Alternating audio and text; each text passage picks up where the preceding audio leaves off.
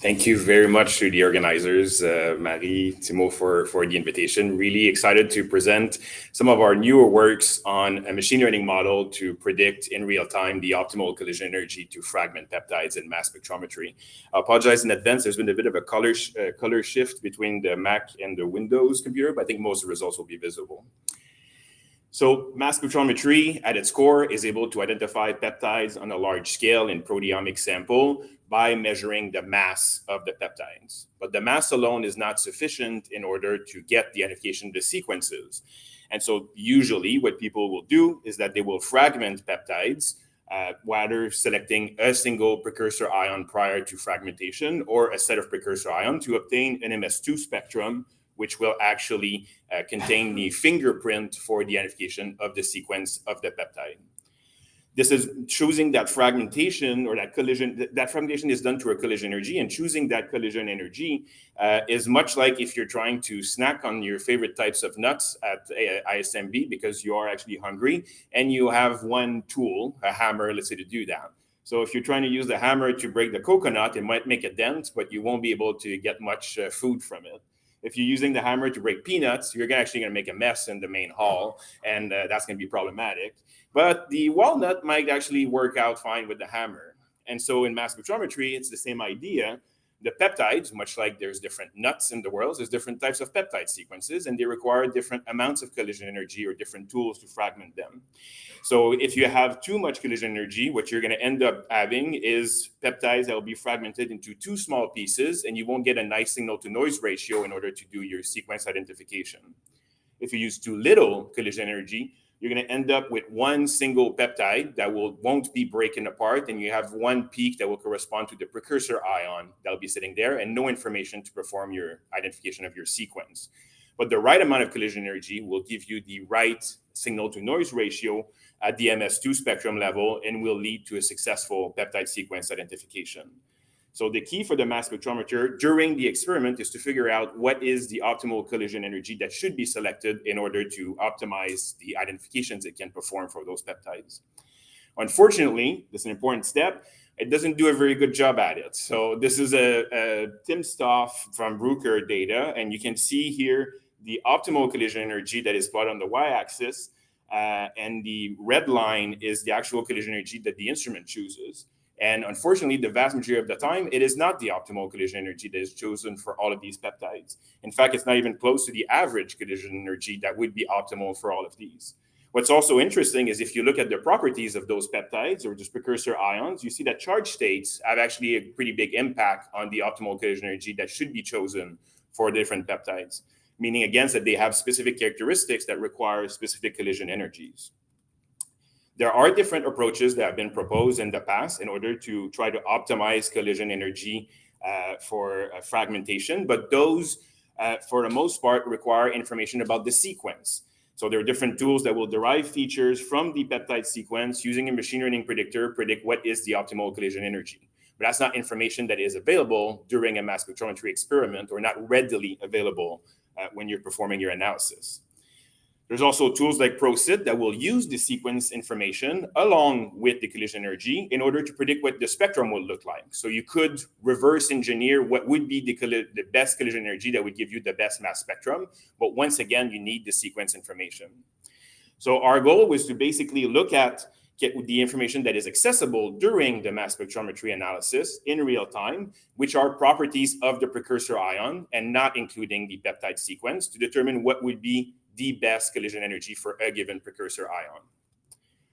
So what we did is we trained a supervised learning model, an artificial neural network that takes precursor ion properties along with a collision energy level in order to predict the identification score for a given peptide.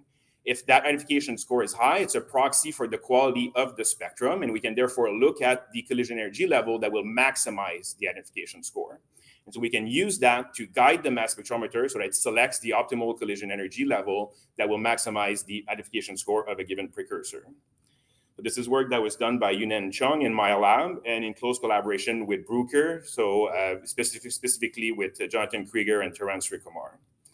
So once we executed that algorithm on Bruker timsTOF instrument, the first thing we've noticed is that our new optimized neural network-based collision energy was actually decreasing the intensity of the precursor ion peak within the MS2 spectrum. So that's the peptide that's not fragmented.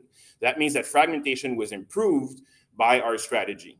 And we were pretty excited. We're like, okay, so that means spectrum quality is better. This is going to be great. We're going to identify a bunch of peptides. Womp, womp. We actually ended up getting slight increase of peptide identification, but nothing to write home about, certainly nothing that was significant in that context. So we started wondering, okay, spectrum quality is maybe better. So let's look a little bit more at the spectrum level, what we're seeing. What we saw is an increase in the rate of identification of MS2 spectrum. So that means, okay, we're identifying more spectra, but these seem to relate to the same peptides more or less. So we're not getting much new biological information from this analysis. So if the spectrum are actually of higher quality, then maybe we should increase the complexity of the spectrum to see if we can gain some advantage over the default parameters from the Bruker instrument. So we started looking at more complex problems.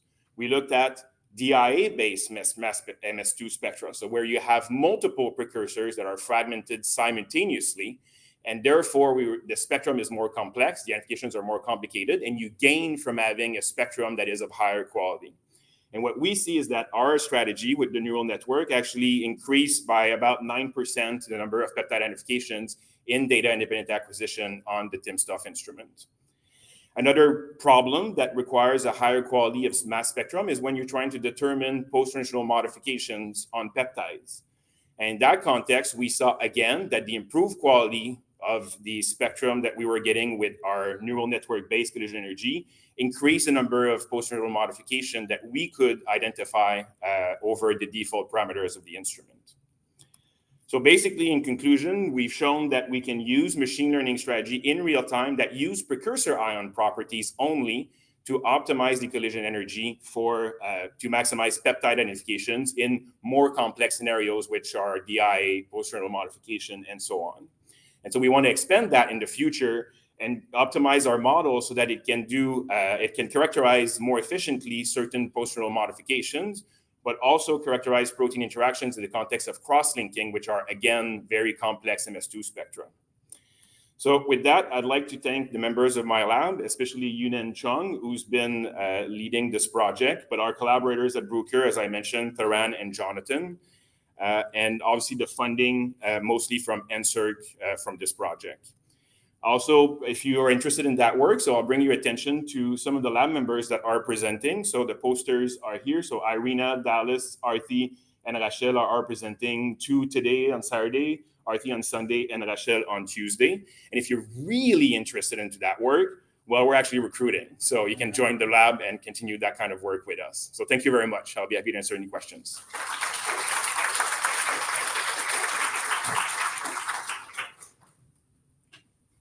Great presentation. I was a bit surprised that the DDA data had, I think, like 75,000 precursors identified, and the DIA data only 30,000. Nowadays, when you go to ASMS, people report the inverse. So what's happening?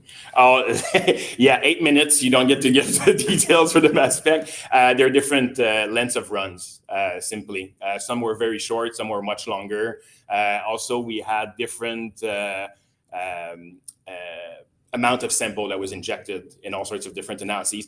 With that being said, the results were consistent across the board. No matter what we did with the DDA data, longer run, shorter run, less sample, more sample, because I tell you, we tried a lot to make it better. It was never significant. DIA, no matter what we did, it was better. So that seemed pretty clear from that. Thanks.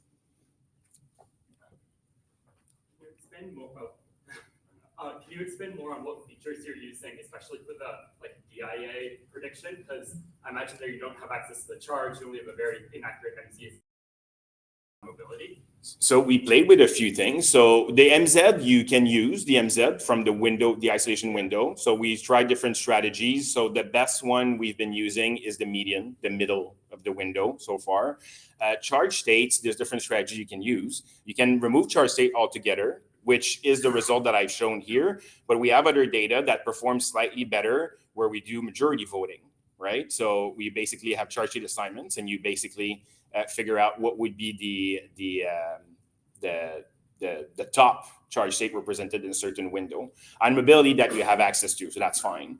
That being said, ion mobility and MZ heavily correlated, so it doesn't change all that much whether one is kind of redundant to the other for the model. But you're not actually extracting features from the MS1.